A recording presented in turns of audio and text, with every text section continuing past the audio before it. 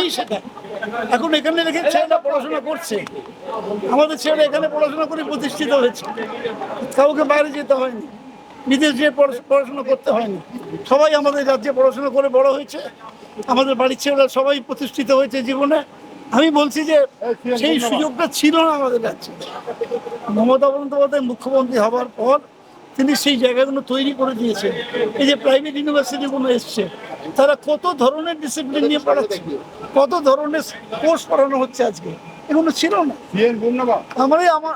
আমাদের সময় ছিল না, তার পরবর্তীকালে দেখেছি ছিল না। এখন সেই সুযোগটা আছে।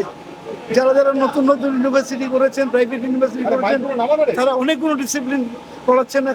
এখন আর বাইরে যাবার প্রয়োজন নেই। আমি বললাম রাজনৈতিক প্রশ্নের উত্তর দেবো না।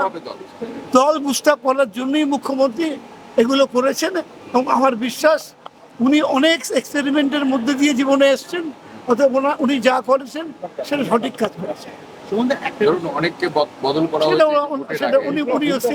উনি প্রত্যেককে চেনেন, তাদের কর্মদক্ষতা জানেন, কি করলে ভালো হবে সেটা মমতার থেকে ভালো কেউ বোঝে না।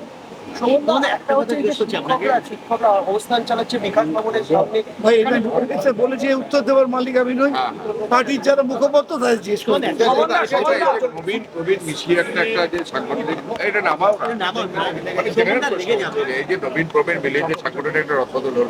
যেমন নর্থে মানে চেঞ্জ হলো, সাউথে একই রইলো, সুদীপ বন্দ্যোপাধ্যায়ের পরিবর্তে একটা কোর কমিটি করে দিল, বীরভূম মডেল উত্তর কলকাতায়। উত্তরটা আমি দিয়ে দিলাম যে মুখ্যমন্ত্রী মমতা বন্দ্যোপাধ্যায় এই দলটা গড়েছেন, তিনি অনেক অনেক লড়াইয়ের মধ্যে দিয়ে এসে তৈরি করেছেন।